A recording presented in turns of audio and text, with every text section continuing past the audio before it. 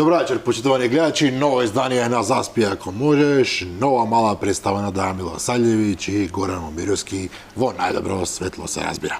Вечера сакаме да зборуваме малку за состојбите во Министерството за надворешни работи, во македонската дипломатија, нели нашиот прозорец кон светот, она што би требало да не представи во најдобро светло, а чинам сите сте свесни дека во последниве години баш и не успева многу во таа намера.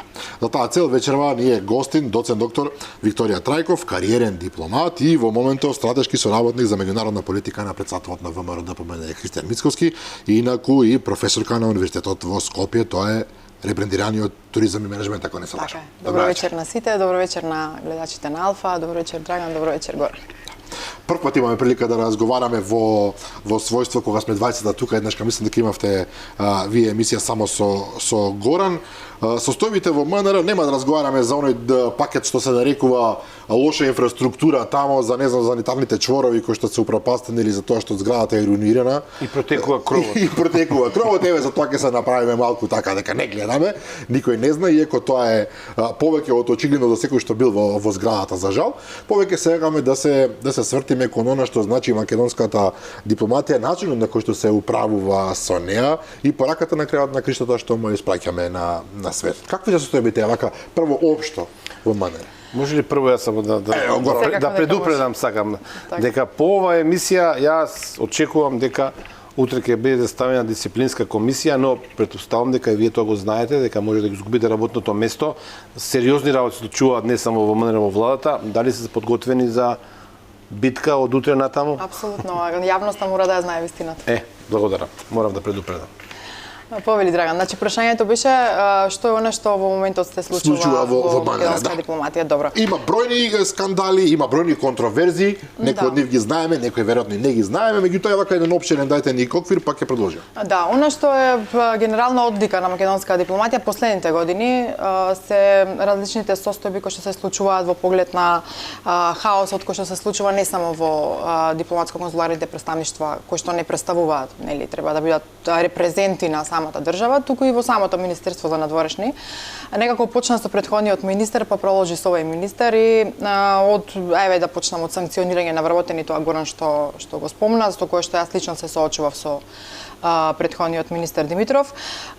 После тоа, кои се не представува надвор од државата, колку некомпетентни луѓе се одбираат да бидат дел од таа дипломатска мрежа, за на крај да завршиме дека треба да ангажираме дополнително пензионирани луѓе, затоа што сметаат дека нема доволен капацитет на луѓето кои што се внатре, а сме некаде повеќе од 500 вработени, така што може ли веднаш на подпрашање тука? Ајде. Има информација дека поранешниот амбасадори, двајца амбасадори, Јован Теговски и Виктор Габер, Теговски е бил дипломат од кариера од поранешна Југославија, и Габер е во моментов шеф на комисијата за историски образовни прашања со Грција, дека во моментов работат, се во пензија работат за МНР, земаат пензии се разбира, и плюс Габер зема плата од 1500 евра, мислам, во комисијата со Грција, и плюс дебел хонорар од МНР, а во исто време вие велите сега имате 500 вработени во МНР. Нема некој да го замени, да ги замени овие луѓе? Во МНР има многу луѓе што можат да ги заменат. Има прекрасен кадар кој што низ годините се обучувал, се доучувал и така натаму, и сметам дека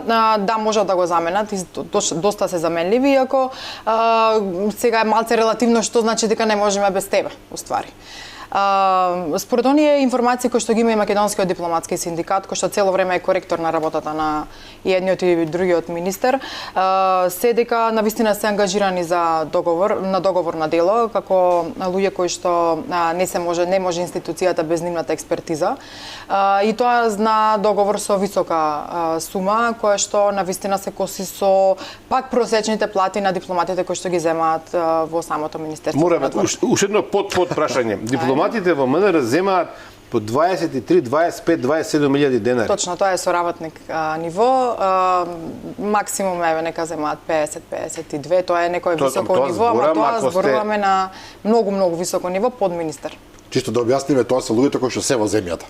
Да, Фатиме, да, секој дека амбасадор во Германија не за така, Македонија. апсолутно, така, да. така е, тоа е. Но феномен е, сите луѓе мислат дека вие како работници во МНР земате по обично 40, па 50, и јас, 60 да, илјади. јас се соочувам со истиот впечаток кога ќе објаснам па каде работиш, па добро министерот врши, таму супер ти е, као сметаат луѓето дека ние како дипломати сме навистина добро платени. Нема да ве прашаме да не се срамите со платата. Не е проблем тоа, меѓутоа сакам да ви кажам дека да, тие се сумите во кои за кои што ги зема македонската дипломатија, која што е во земјава кој што луѓето не се упатени на мандати и навистина сметам дека е девалвирана самата професија со оглед на тоа луѓето колку поминуваат и треба да поминат за да бидат професионален дипломатски кадар. Овде зборувам заради револтот што предпоставам и јас го гледам од многу луѓе во МНР, сепак 20 години водев МНР. Имате човек, амбасадорот Габер, ќе го споменам сега, зема 1500 или 1000 евра, не знам, од комисијата со Грција, пензија се зема редовно и сега и овде е на голема сума и сега некој ако зема 200.000 денари, а вие земате 25.000 денари, малку боли малку предпоставувам. Да, револтот е голем и доста вработени кои што нели се дел од нашиот синдикат јавно зборуваат и сакаат да зборуваат на таа тема, иако ние алармираме постојано дека треба да се случи некакво си порамнување бидејќи нели инфлацијата не ја изеде таа плата што ја имаме каква таква. Меѓутоа имавме некаков си слух, нешто што ни замачка очи, така народно кажано. Меѓутоа тоа не значи ништо во поглед на тоа какви се... Што, 2000 денари? Па, од прилика, да. Фантастично звучи.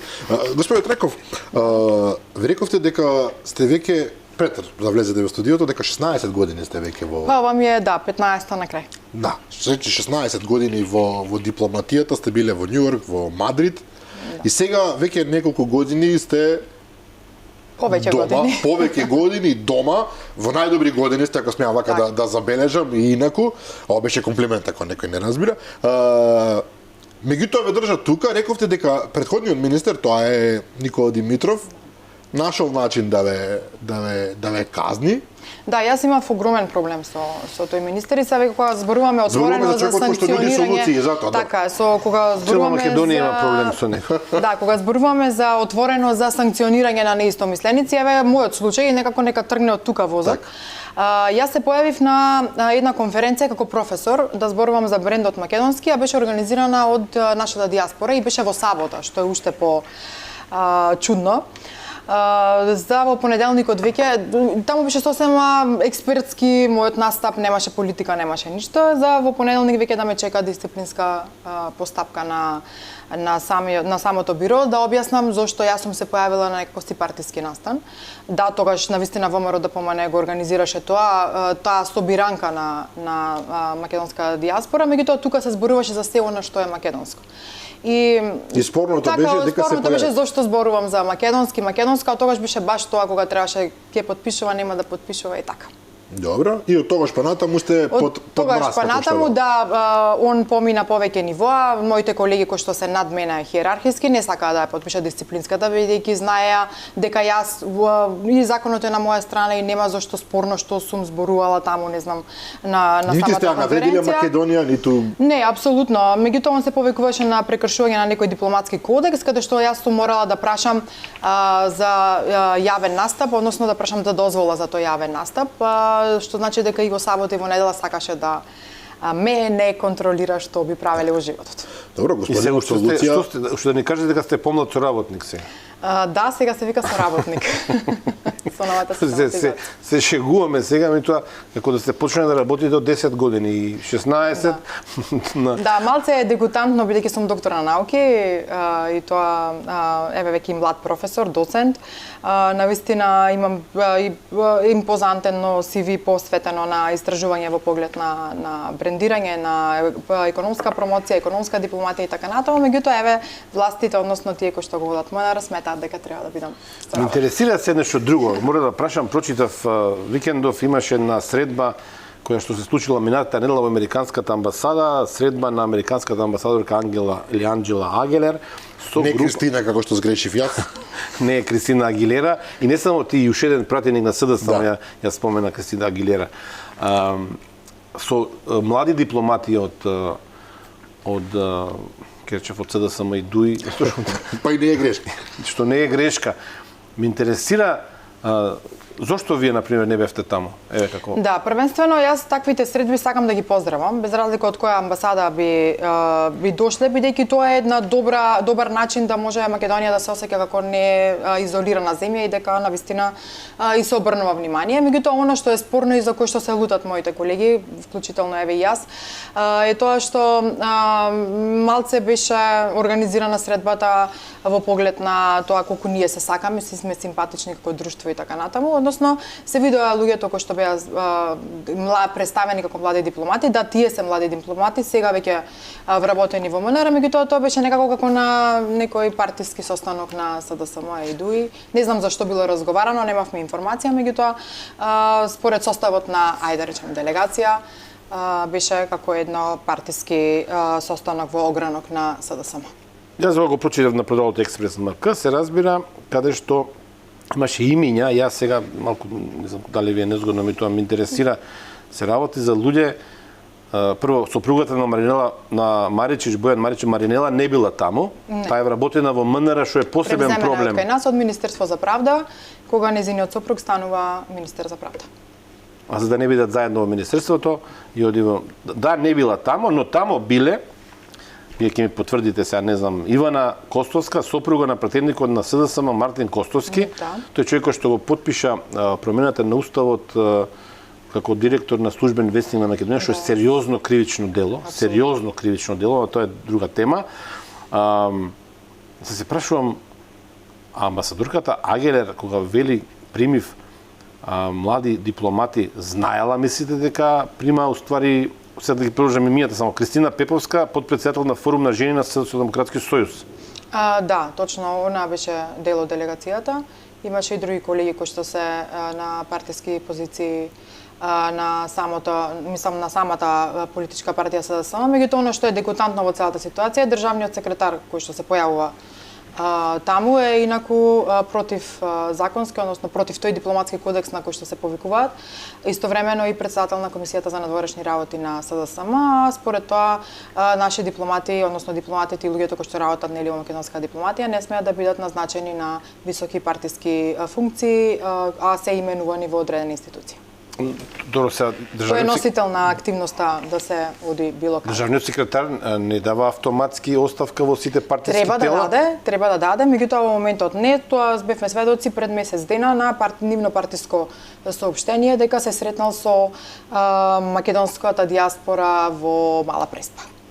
И е представен како председател на Комисија за надворешна политика на СДСМ. Се сеќавам дека Виктор Димовски... Партиско соопштение е тоа нивно, така што нема што тука го има во портали, може да се види и тоа е тоа. Значи, практично се собрале 5, 6, 10 души, не знам сите дека биле на таа фотографија со сите што сликала амбасадорката Агелер, дека најмалку 5-6 души, според веста што ја прочитав, се практично функционери или сопруги на функционери на Социјалдемократскиот сојуз. 5-6 луѓе, да. Зборуваме за СДСМ, за ДУИ, веројатно и тие, не знам.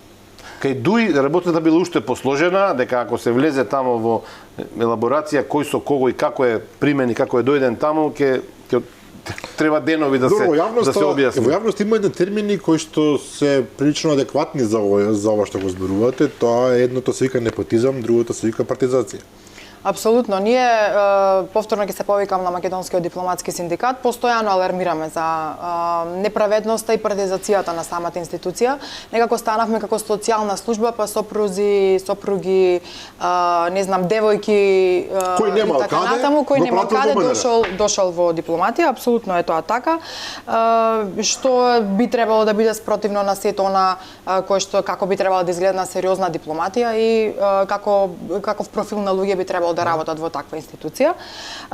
Никого не те спречува ти да бидеш симпатизер на една или друга политичка партија, меѓутоа не може да се прават вакви злоупотреби, да не се даваат шанси на луѓе кои што работат 12-13 години во Министерство за надворешни работи да ја видат било која амбасадорка, без разлика во случајот американската амбасадорка, затоа што на такви средби обично се разменуваат искуства, мислења, да видиш како функционира таа дипломатија, што се треба да се направи за ние да го примениме тука во држава, и сметам дека на вистина лош потек од страна на државниот секретар. Што е интересно, не само таа приказна, велите влегуваат луѓе кои што се практично наградени заради својата роднинска врска или заради своите партиски склоности, без искуство, веројатно очекуваа да добијат веднаш агреман да бидат пратени некаде во странство и можеби тој ќе им успева сега. Меѓутоа се менуваат работите, за некоја година сосема известно дека оваа гарнитура ќе ја напушти власта и тие луѓе практично ќе се најдат во ситуација да треба да се вратат тука и повторно да кубурат, да бидат ништо, бидејќи кој ќе се предучи нивното CV и нивното реално искуство ќе треба. Да, јас тоа сега сакав да го кажам. Македонија е многу мала држава и некако сите сме по некоја си линија некакви си роднини, пријатели и така натаму. Што од друга страна не е спорно, са не можеме ние да се компарираме со, не знам, големи земји каде што еден живее на едната страна на земјата, другиот на другата страна, меѓутоа треба да има критериум по кој што луѓето би работеле во дипломатијата. Тоа е исто како сега, да, јас на YouTube гледам како се оперира срце, па дајте ми ја салава да и такви имам. Имаше еден министер Никола Тодоров. Прилично гласен сега еден министер. Да, прилично гласен еден наш министер бивши, така што мислам дека за Министерство за надворешни работи треба да важат други критериуми за вработување, а ако веќе се земаат искуства од странски држави, барем да бидат пременети како што треба. Нас беше министерот за надворешни работи Бојар Османи пред неколку месеци, Горан, колку по време помина? 7-8 месеци и тој инсистираше на тоа дека откако е дојден, не кеше да коментира за времето на Никола Димитров, меѓутоа кога е дојден дека тој ги поставил работите во ранки кои што ги задоволуваат стандардите на една сериозна дипломатија и дека не дозволува простор за никакви екстравагантности, да речем. Односно дека се оди по словото на законот и се врз база на правила и договори. Да, но она што го слушаме од македонскиот дипломатски синдикат е тотално спротивно од сето ова. Може би човекот има некаква си визија како треба да изгледа Министерството за надворешни работи, но во реализацијата тешко му оди. Затоа што видовме неодамна се појавија на Твитер, јас не сум сигурен, меѓутоа се појавија на Твитер неколку директорати во министерствата. Да, имаме директорати кои што се стандардни директорати, направени пред некоја година со внатрешна систематизација, иако имијата од прилика тие беа. Значи, на самите директорати. Во директоратите просто неверојатно звучи. Јас не видов ни едно име на македонец конкретно. Еме нека е србин, нека е влав, нека е турчин, само албанци. Мислам дека беа само албанци, имаше едно име што веројатно беше бошњак, босанец, не сум сигурен. Меѓутоа беше навистина, дали е тоа така? Така е. Баш така. Зарем е возможно да нема ни еден македонец? Не, затоа зборува веб страната MFA.gov.mk, слободно може да отвори транспарентно. Возможно е да нема ни еден македонец кој што заслужува да биде начело на директорат во МВР? Има македонци и има луѓе кои што работат долги години во дипломатијата, особено во тие сектори каде што се меѓународни организации, каде што навистина треба да ја разбираш проблематиката, да работиш, не знам, со Европска унија, кандидат земја за влез во Европска унија и така натаму, меѓутоа во моментот е направена проценка дека баш тие луѓе не треба да бидат на тие позиции. А треба да бидат овие што сега составени? Да, баш така. Да, спомена Драган Твитер претходно еден твитерџија, што јас го следев порано дека бев активен на Твитер, сега за жал не сум, немам време. Драган Алчинов, мислам дека се вика, одеднаш од колумнисти твитерџија кој што ја бранеше владата на Зоран Заев, СДСМ, го видов дека е некаков фактор во комисијата и реагираат членови на комисијата со Бугарија, нели, Историјската комисија и образовната, дека тој е некој пратеник на Никола Димитров во тоа време, дека треба да притиска, да врши притисок и така натаму. И тој човек ми се чини дека направи најметеорска дипломатска кариера откако ја го следам МНР 25 години. Печатокот ви е точен. Што се случи со него? Значи, он беше буквално мегафон на СДСМ. Плукаше по председателот Мицковски, по се она што е ВМРО ДПМН, по се она што е ВМРО-вштина во смисла на македонштина и така натаму се некако му сметаше за на крајот баш и тоа да го докаже што нели македонизмот му смета, да биде дел од таа комисија за преговори со Бугарија на иницијатива на еден сегашен амбасадор во Брисел. Ќе го споменам и него. Така што беше, ајде, народски кажано, главна фаца во самата комисија, по која заслуга ден денес никој од нашите дипломати не знае. Веројатно тука се случи тој преокрет да освен да принта документи, да може и да размислува и да разговара. Дури имаше една вест, ако се сеќавате по порталите, каде што се однесувал авторитативно спрема останатите членови на комисија, кои што се навистина луѓе со авторитет во македонското општество. Но како и да е, некои работи не се забораваат, меѓутоа и не се ни време ни место да се Но мене ми е спомнат прашањето, како се случи да човек кој што претходно бил твитерџија и пишувал колумни и одеднаш дојде да биде дипломатски представник на Македонија во Бугарија? Горан, јас спомнав за помалку од 2 години. МНР е станата социјална служба и ние си прибираме секаква партиска испостава тука. Но се извинувам, Трајков, вие добро знаете сега, и јас знам од порано. За да вие дојдете во ситуација да отидете на дипломатска мисија, било каде, и во Бугарија, и во Србија, и во Брисел, и во Америка, треба да поминете одредени чекори. Овде чекорите на овој лик Драган Алчинов, го спомнав нели со име со презиме. Немаше чекори. Така, управо Така, само скок. Значи, како можел да замине кога тој не можел за година и пол да ги запознае основните дипломатски протоколи и правила? Да, забелешката ви е на место, апсолутно тоа се случи, за на крајот сега да биде втор, трет човек во нашата амбасада баш во Софија, во Бугарија. Зошто баш толку Софија го Да, многу интересно, многу интересно. Симпатизира, не знам, тоа ќе треба да го прашаме и самиот да одговори, меѓутоа она што можам јас да го оценам како човек кој што ги гледа состојбите е дека одредена работа добро се работа. Да, одредена тешка работа и чудна работа за која што допрво ќе треба да одговори. Уште еден амбасадор, вие го рековте, јас со име и со презиме Методија Белески се вика, исто така човек кој што има своја сериозна улога во македонско-бугарските договори, преговори. За него велат дека тој го скицирал овој последниот договор што го потпиша Никола Димитров, немам потврда за тоа, меѓутоа тој е човекот кој што ги правил тие компромиси на техничко ниво. Пред неколку месеци на својот официјален профил Твитер на амбасадата, на неговиот личен профил, се извинувам, на официјална средба на амбасадата, со представник на Обединетите нации, чина нека организација беше меѓународна, пренесува нешто што ние сите се ежиме и се вознемируваме, придавката северно-македонски. Да, тој наратив е мој омилен. Дека ние сме северно-македонци. Значи, јас тоа го видов тогаш, ме интересира, има ли против него некаква дисциплинска постапка? До сега не сме слушнале дека има, иако верувам дека некој ги прати личните профили на сите нас кои што работиме во Министерството, меѓутоа до сега немало никаква санкција и веројатно тоа така треба да биде. И некој друга информација за тебе да знаеш дека споменатиот Методија Белевски особено нас многу не почитува во наводници и постојано зборува пред наши колеги новинари и дипломати дека ние сме биле опасен антидржавен елемент, но тоа ќе го оставиме кога ќе дојде во емисија, кога некогаш се охрабри.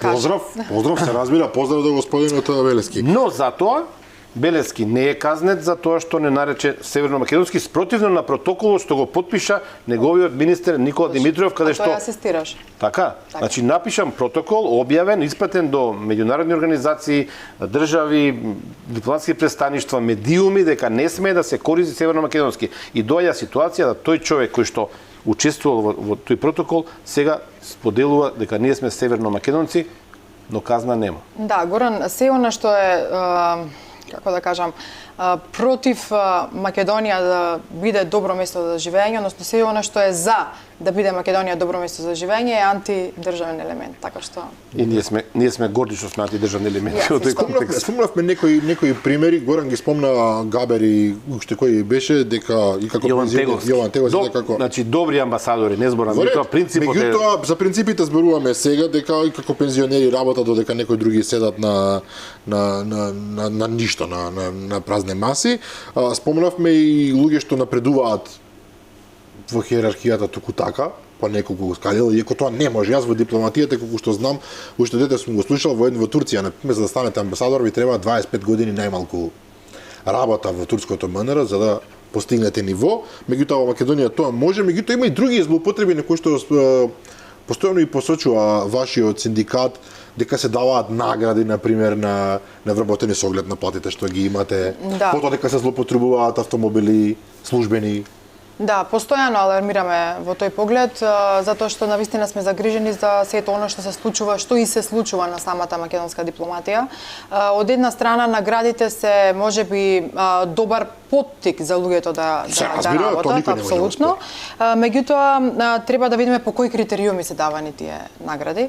10, 20, 30% на луѓе кои што вчера се забравателе во МНР не се баш заслужни за останатите кои што работат со години. Но нагло добиваат награди. Да, За добиваат исклучителен награди за исклучителен труд, за особен придонес за нешто, И успех, меѓутоа меѓутоа треба да и тоа и ние го прашуваме цело време кој е критериумот според кој што вие овие луѓе ги наградувате. Не е спорно да се наградуваат луѓе, треба млади дипломати да се наградуваат и да напредуваат во својата дипломатска кариера, меѓутоа не на начин газење на останатите колеги кои што работат. А што се случува? Се случува и навистина е тоа што го забележавте. Ние станавме институција каде што владее голема неправда, владеат доста унапредувања, кои што преку ноќ ги гледаме. Например, еве Горан ме спомна дека јас сум соработник и тоа е тоа, иако работам толку време во самата институција. Точно е тоа дека јас не сум иницијатор да бидам унапредена, можеби ќе сум добиела, не знам, но веројатно и треба да бидам некаков си сопруга на некој функционер актуелен од СДСМ. Мене ми е интересно, има многу луѓе што се онеправдани тамо, барем така велите, меѓутоа не се откажувате дека ќе дојде подобро време. Не се откажуваме. Не е само флоскула, не, апсолутно не се откажуваме, бидејќи борбата апсолутно трае, истата борба е како и за Македонија. Значи нема тука што да се откажуваме, затоа што правдата е пак на наша страна. Не може да го порекне никој вашето CV ако вие сте биле на 2 мандати, на 3 мандати, сте сработиле, сте направиле контакти, сте се мрежиле, сте ја представиле Македонија на најдобро светло. Не се погазува тоа, тогаш тоа, знаете, сонцето мора да излезе. Од друга страна, кога ги спомнуваме Горан, навистина спомна некои имиња, ќе си има проблеми, осеќа, чувствувам јас вака во животот. Меѓутоа имаше на пример Горан си има проблеми секако, така да не е проблем. Кога веќе спомнуваме, ми текнува неодамна беше голем скандал, Бесмира Јупи, мислам дека се викаше, тоа е нашата колешка, така, новинарка, водителка, која што потоа нагло доби тамо некакви позиции, па потоа се правда, требаше да оди за конзул некаде. Требаше да оди како предлог конзул, меѓутоа таа работа кога се крена јавноста и се виде каква е реакцијата на самата јавност, и тука морам да признам дека јавноста одлично си ја одбрани позицијата. Се повлекоа со тој поглед, меѓутоа не е само тоа, па нели се сеќавате на случајот Миле Миленковски?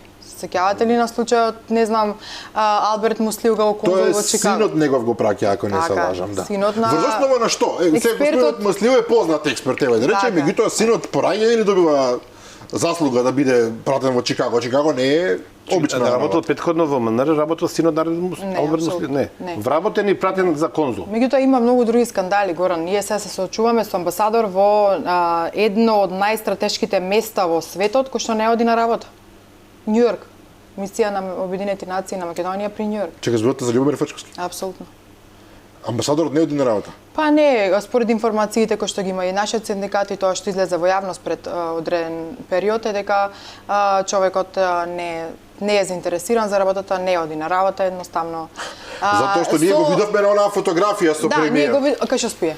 Па добро, во една специфична состојба. Во една специфична состојба. Ја тука морам да бидам искрен, немам што да кажам, но би го оставил настрана, има приватни проблеми здравствени и затоа не би сакал. Иако согласувам, ако не се чувствува способен, треба да се врати. Тоа е точно затоа што неговото амбасадорување нашата држава е кошта повеќе од 10.000 евра месечно, така што сметам дека ферски е да се каже да луѓе јас не можам, се враќам, ја пуштам позицијата на ферски да се каже затоа што инсистираа да оди, како беше одбиен од Вашингтон, што е посебна приказна, потоа го наместија тамо каде што нема потреба. Ајде уште една работа поврзана со тоа. Правиме прослава 30 години Македонија членка на Обединети нации. Трошиме 100.000 евра од македонските пари, од парите на граѓаните, а немаме никаков ивент, односно никаков настан, освен некаква си изложба, каде што се представени некакви си дела и некоја панел дискусија кој што имено панелисти носиме од самата држава, од тука. И бројот на делегацијата, на членовите на делегација е 31. Се извинувам, не разбрав. Јас се сеќавам кога беше господинот Керим овде гостин, се случи баш дента таа изложба. Да, не беше поканет никој од претходните амбасадори. амбасадори не, Керим бил тамо, но како човек председавач на Обединетите нации, не бил поканет воопшто да даде збор. Не. Што е вака малку чудно, но ме буните ова 100.000 евра потрошени за прославата. Излезе Македонскиот дипломатски синдикат со соопштение, според неговите информации, македонската влада троши од прилика сума од 100.000 евра, тоа треба нормално да го потврдат, бидејќи се уште стои прашањето некаде неодговорено. Носат 31 член на делегација од Македонија за да ја прослави, нели? А каде ја носат, се извинувам, тоа во Њујорк. Во Њујорк ја носат. Да, ја носат во Њујорк, носат и панелисти за да се одржи панел. И оно што е главен настан за одбележување на самото членство на Македонија е некаква си изложба на која што не беше поканета првенствено македонска диаспора. Ова е нешто што е навистина многу интересно. Кога спомнуваме диаспората, само да кажам, министерот Османи вчера не се појави на судењето кое што го има со господинот Бил Николов од Македонското меѓународно движење за човекови права. Да, вчера. Да, со објаснение од неговите адвокати дека е во Братислава на безбедносниот форум Глобсек. Инаку тој е тужен за навреда и клевета. Интересно, министерот зашто да не се појави? Судење како судење, за сите, пред законот сите смисти.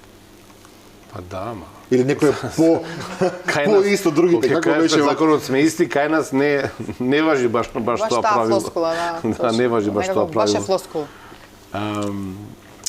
Имам уште едно прашање, ја тргнав со имења, со сиот ризик што ви драгам да се соочиме на суд некаде. Дисциплинска добиваш поне. Дисциплинска, да. Ме интересира, се крена голема врева во јавноста околу враќањето на амбасадорот на Македонија од Прага, Тодоровски, Сашко Тодоровски, инаку попознат во македонската јавност, како сопруг, баш така. Како сопруг на професорката Миријана Најчевска. И тој според една информација си дал само оставка, според друга бил сменет од страна на министерот Османи. Интересно е што е во МНР официјалното објаснување, тоа што има повеќе различни објаснувања да, во овој случај. Јавноста беше, како да ви кажам, збунета малку во поглед на овој случај, бидејќи едно беа пишувањата на неговата сопруга по социјални медиуми и така натаму, по нели да кажам негативни коментари за Дуи, за самиот министер и така натаму. Другата работа беше официјалната верзија која што ја добивме, дека направил некаква си сообраќајка во која што со службено возило, а не пријавил дека се вратил во земјата. Меѓутоа, една работа ние сите забораваме. Значи, тој човек беше председател на синдикатот во МНР, кој што имено е, да речам, против синдикат на овој нашиот македонски дипломатски синдикат, во кој што членувам јас, членуваат и останатите вработени во МНР. Инаку синдикатов е регистриран и е членка на Конфедерација на слободни синдикати, за разлика од синдикатот на Сашко Тодоровски, кој што беше само на муабет направен синдикат. Сега што беше сериозна политичка алатка во претходните години. Апсолутно, бидејќи немаше друг. Прво и основно немаше друг и навистина креираше доста политики кои што би требало нели да се случат и јавно мислење, истакнување на ставови и така натаму. Една работа во целиот случај ние ја забораваме и таа сакам да ја споменеме. Ние како вработени во МНР пред неколку дена пред изборите во 2016 година добиваме службен мејл, тоа го имаат сите вработени во МНР, каде што почитуваниот Сашко Тодоровски повикува дека најдобра опција за во недела во изборите треба да ја заокружиме СДСМ. Па како може се председател на синдикат да повикува да се гласа за одредена политичка партија? Прво беше тоа спорно. Ако реторичко прашањето, или не е реторичко, можеме да го одговориме. Праќа таков мејл за неопределените, го имам тука, мејлот го имам, но нема да го читаме. Да, го имаше јавно така. Да, јавно објавен, за да може подоцна да замине амбасадор. Да, подоцна заминува амбасадор, за да биде се тоа во ред, за да може неговата сопруга да има ставови дека тоа е најдоброто од МНР кој што се испратило и така натаму, за на крај да добиеме класична партиска пресметка меѓу СДСМ и ДУИ, односно во владата која што е на ДУИ е поддржана од СДСМ, каде што го враќаат незиниот сопруг и женава да продолжи да плука и да нели се негативно се изразува. Искам да видам многумина, се разговараме вака со колеги, се чудевме зошто одеднаш Најчевска почна да плука. И сега прашањето е дали таа почнала да ја критикува власта, па бил вратен незиниот сопруг од амбасадор или тој бил прво вратен, па таа почна да ја критикува власта? Не, може да се види тоа на самите социјални мрежи, посебено на Твитер, она е доста активна, дека има забелешки уште многу пред да биде сменет, иако од министерство биле праќани доста ноти дека треба да дојде на консултации и така натаму, човекот одбивал да дојде на консултации, така што на крајот го враќаат порано од предвиденото. Да ве прашам нешто вака човечки, не како дипломатија или кариера. Кога се гледате во ходниците во МНР таму меѓу себе, членови на синдикатот, членови на кабинетот на Бујар Османи, не знам, други луѓе, не му паѓа некому срам да речат луѓе ова што го правиме за жалење за греota, да ви се извини некој да види че извинете, ама таква е ситуација. Мислам дека до сега такво нешто не се случило, првенствено затоа што сега има една голема поделеност меѓу луѓето, бројот на луѓе кои што сметаат дека сето ова е правилно е многу мал за разлика од бројот на луѓе кои што сметаат дека ние се движиме во погрешна насока. Не само како министерство, туку и како држава. И мислам дека овие што се повеќе процентуално се од различни политички партии, дури има и од нивните, да речам, од СДСМ, од ДУИ, од целата таа коалиција која што моментално е дел од владата на Ковачевски, така што сметам дека ние сме навистина многу а овие кои што сметаат дека ова се е супер се многу малку, така што не знам и дали ги забележуваме више, они сами ќе си се. Така. Ви се извинили министерот Османи кога беше фатен од антикорупската комисија дека давал службени возила на МНР за партиски настани, да ви каже другари извинете, јас не знаев, Захорон не го познавам. До сега не сме виделе, мислам дека и до синдикатот, до Македонскиот дипломатски синдикат нема стигнато такво нешто, иако ние пративме веднаш реакција, меѓутоа ќе проверам, за ова не можам да тврдам. Да, феноменот е интересен, значи фатен министерот како злоупотребува службени возила на МНР за партиски потреби. И тоа е нешто што во нормална држава предизвикало сериозни турбуленции, па министерот Османи можеби под притисок за оставка. Па истата злоупотреба со службени возила беше и во случајот во кој што го спомнавме претходно со државниот секретар. Он во позиција на председател на комисијата за надворешна политика на СДСМ оди во мала преспа, така е представено во официјалното партиско соопштение, а носи цела свита од МНР и патуваат со службени возила од самото министерство. Така што честа е појавата. Ова мене ми укажува дека тие луѓе немаат ниту срам, но немаат ниту страф, дека тие се чувствуваат премногу моćни дека еден ден нема да одговараат за оваа работа. Да, жалосно е што генерално во оваа држава никој за ништо не одговара, меѓутоа треба да дојде моментот кога сите вакви појави ќе бидат санкционирани без разлика од која политичка гарнитура потекнуваат. Да побараме овдека кратка пауза за реклами, значи разговараме со Викторија Трајков, дипломат и универзитетски професор. Се враќаме по рекламите.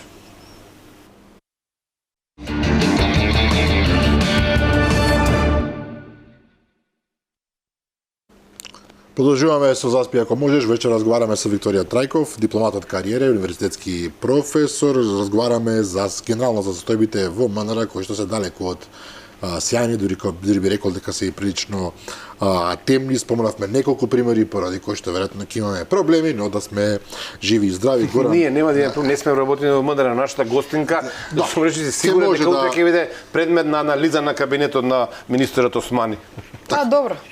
Нема да биде прв пат, нема да биде прв пат да сум анализиран. Горан, практично те прекинав повикувајќи на рекламите, па затоа ти оставам простор да продолжиш. Има многу прашања за МНР, наистина многу прашања, но ме интересира што се случи со имаше неколку примери, повеќе примери каде што дипломати по враќање најчесто од странство, од амбасадорски позиции беа враќани по 7, 8 или 4-5 позиции наназад, што е спротивно на законот, зашто подоцна МНР мораше да ги врати по одлука на судот, нели, но претпоставуваме да исплати некаква сума за за министерот Османи не му е гајане, тој е лекар, утре ќе се врати на своето работно место во клиничкиот центар и ќе оперира. Што правиме со професионалците во МНР кои што ги носат одлуките, формално правните одлуки, подпишуваат, покренуваат иницијативи, дисциплински постапки, а знаат дека тоа што го прават е спротивно на законот. Што правиме со тие луѓе? Да, една таква појава навистина беше забележана во времето на Димитров особено, иако тоа се нели негови поранешни колеги се среќававме, се гледавме низ ходници, од друга страна пак бевме и дури и во Хак, ако се сеќавате, каде што нели Македонија издвои една од суштинските победи на такво интернационално ниво. Не се срамеше едноставно, луѓето беа деградирани, враќани на повеќе скалила назад, со тоа што нели они си го искористија тоа законско право да можат да тужат и да добијат на суд и МНР треба да исплати ретроградно сега на што го имаат изгубено како надоместок. Што е повторно од парите на граѓаните, да се разбереме, не плаќа министерот. Не плаќа од Димитров, не е сигурно. Да, апсолутно не, плаќа државата. Плаќа државата, меѓутоа добра е забелешката што е она за да се дојде до тоа, треба некого да иницира, да потпише, да се собериме, да направиме дисциплинска постапка за да може на крајот да се направи нештото. За правната служба, за правната служба, да, видете, значи големи беа претисоците и дури со заканување на луѓе лично дека тоа и тоа ќе им се случи доколку тоа и тоа не го спроведат. Така што сметам дека можеби од тој аспект колегите настапиле во тој момент, меѓутоа има уште една поинтересна работа. Во поголемиот дел од тие случаи колегите кои што потпишале, инициирали, заработиле така натаму се сега веќе пензионирани. Така беа и бирани. Значи тоа било со тактика. Добро, одиме на ОПСЕ, Македонија е председаваат со ОПСЕ. Што требаше да биде голем успех, да се разбере. Голем успех. За несреќа се појави ситуација добра кога ОПСЕ навистина преживува сопствени критични моменти, меѓутоа и ние не се потрудивме нешто. Да. Потрошивме огромен успех, но испадна само огромен буџет. Мене парите вака многу ме интересира. Да, огромен буџет потроши нашата држава во поглед на тоа помпезно најавувано председавање на Македонија со ОПСЕ. Супер маркетинг за министерот и за тие кои што работат во поглед на тоа.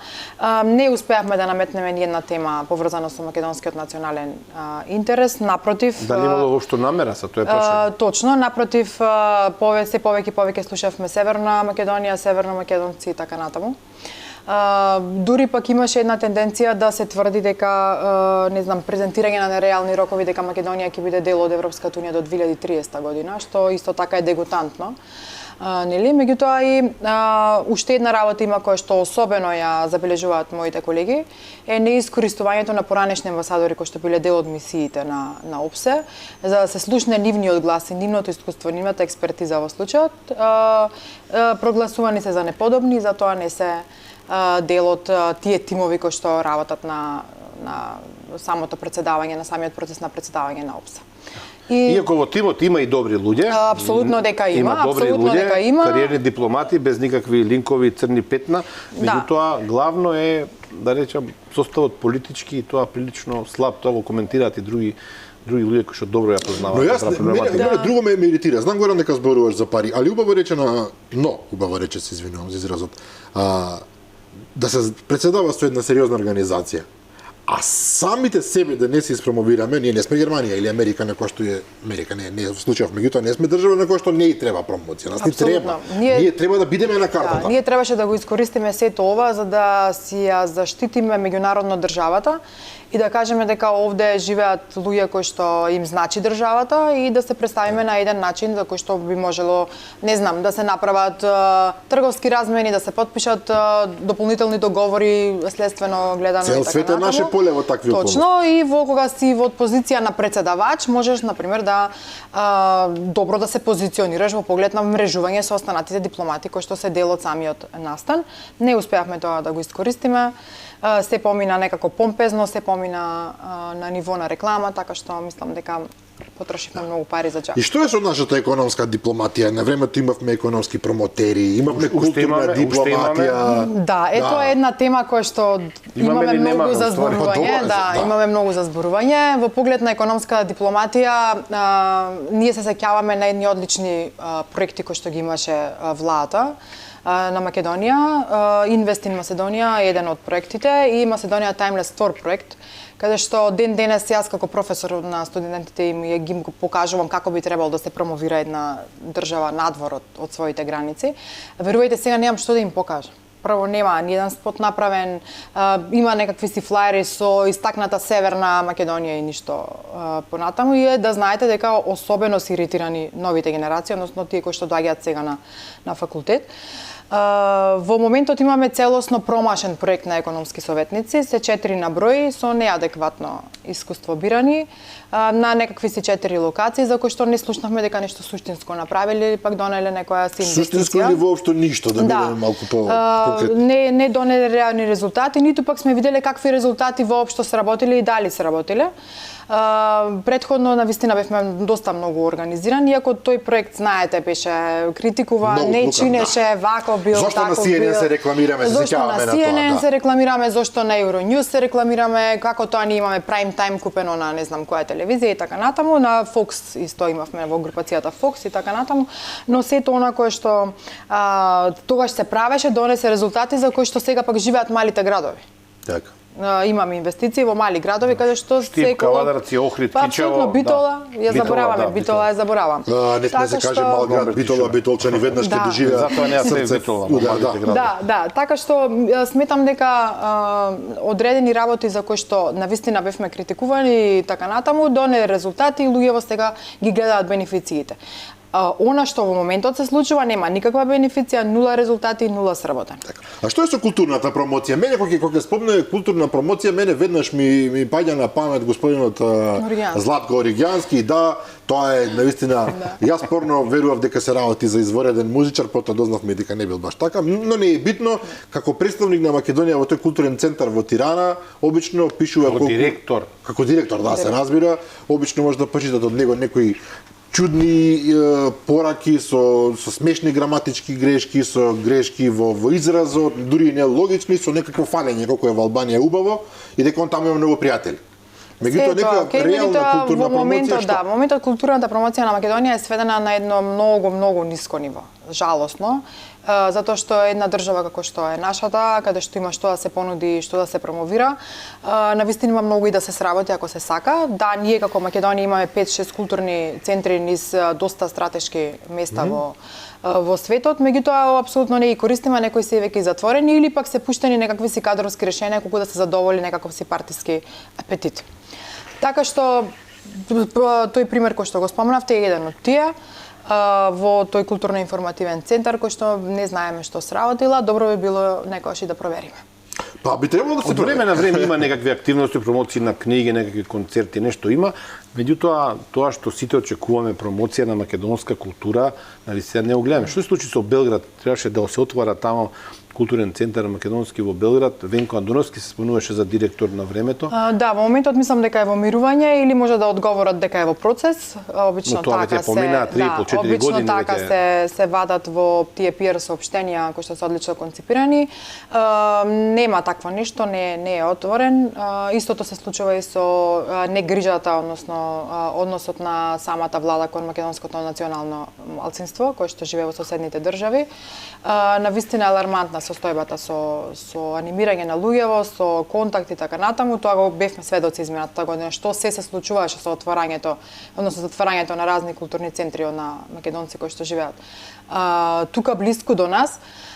Така што мислам дека во целата економска, културна јавна дипломатија сме доживеале тешко фијаско. И знаете дека огромен дел од луѓето и внатре во земјава, но пред се тие надвор кои што ги следат работите во Македонија, вината ја префрлаат на МНР. Денови имав контакти со украински новинари околу скандалот со пратеничката на СДСМ Снежана Вкалевска-Ванчова, која го промаши името на човекот и функцијата што ја врши во им го смени претседателот на Украина и еден од контактите до Украина вели во вашето МНР треба да си даде оставка министерот и велам зошто министерот, ова е прашање на парламентот, не вели. Кај нас кога парламентот оди некаде и дава некаква изјава врска со средба меѓународна, МНР Министерството на надворешни работи е тоа кое што има контрола на сите јавни изјави. Точно.